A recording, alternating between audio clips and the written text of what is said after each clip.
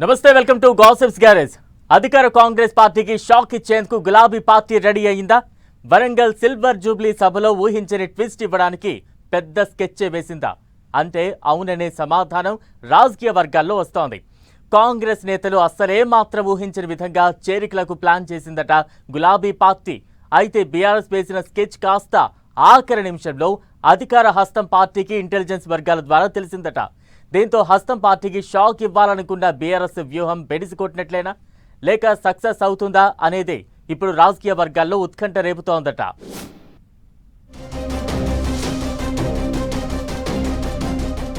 రజతోత్సవ వేళ బీఆర్ఎస్ భారీ స్కెచ్. ఫిరాయింపులు జరిగిన ఆ 10 నియోజకవర్గాలపై ఫోకస్. కాంగ్రెస్ అసంతృప్త నేతలకు గాలం, 27న కారెక్కించే ప్లాన్.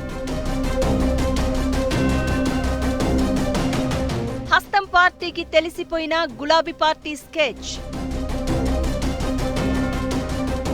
బీఆర్ఎస్ ప్రయత్నాలపై ప్రభుత్వ పెద్దలను అలర్ట్ చేసిన intelligence. BRS party silver Jubilee ఉత్సవాలకు కౌంట్ డౌన్ మొదలైంది. బీఆర్ఎస్ పార్టీ ఆవిర్భవించి 24 ఏళ్లు పూర్తి చేసుకుని 25వ వసంతంలోకి అడుగు పెడుతున్న నేపథ్యంలో ఈ నెల 27న హనుమకొండ జిల్లా ఎలకతుర్తిలో పెద్ద ఎత్తున రజతోత్సవాలను నిర్వహిస్తోంది. 10 లక్షల జన సమీకరణతో కనీవిని ఎరుగని రీతిలో సిల్వర్ జూబ్లీ భారీ బహిరంగ సభకు ఏర్పాట్లు స్పీడప్ చేస్తున్నారు బీఆర్ఎస్ నేతలు. దీంతో అంతా వరంగల్ సభ వైపే ఆసక్తిగా చూస్తోంటే గులాబీ బాస్ కేసీఆర్ మాత్రం మరో కోణంలో ఆలోచిస్తున్నారట. 27న జరిగే బహిరంగ సభ సందర్భంగా కాస్త డిఫరెంట్ గా ప్లాన్ చేశారట గులాబీ పార్టీ నేతలు.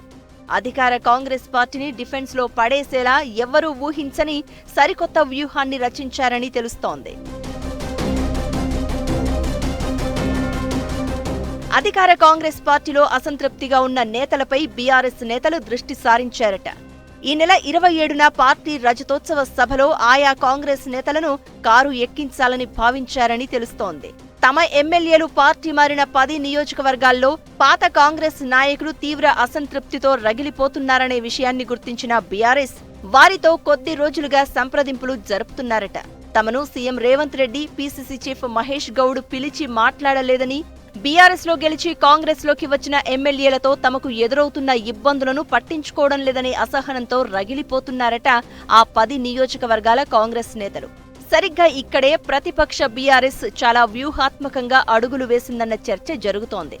అలాంటి అసంతృప్త నేతలను కారెక్కిస్తే అధికార పార్టీకి బిగ్ షాకే ఇచ్చినట్టు ఉంటుందన్నది గులాబీ పార్టీ పెద్దల ఆలోచనగా తెలుస్తోంది.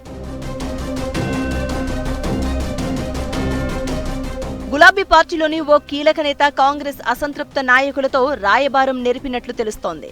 పార్టీ ఫిరాయించి కాంగ్రెస్ పార్టీలోకి వెళ్లిన ఎమ్మెల్యేల నియోజకవర్గాల్లో ఖచ్చితంగా ఉప ఎన్నికలు వస్తాయని, అప్పుడు మీకే టికెట్లు ఇస్తామని హామీ ఇచ్చారట.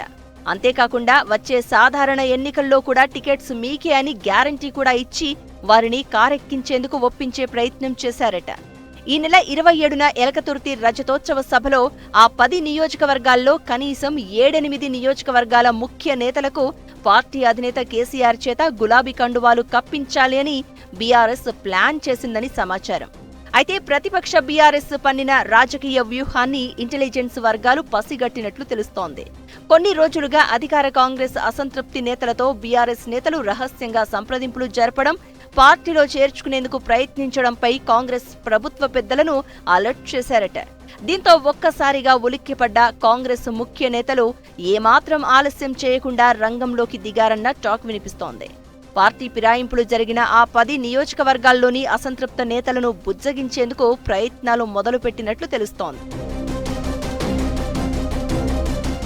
బీఆర్ఎస్ లో గెలిచి కాంగ్రెస్ లోకి వెళ్లిన ఆ 10 మంది ఎమ్మెల్యేలను గులాబీ పార్టీలోకి మళ్లీ రానిచ్చేది లేదంటున్న బీఆర్ఎస్ అక్కడి కాంగ్రెస్ నేతలపై ఆకర్ష్ అస్త్రం వేస్తోంది.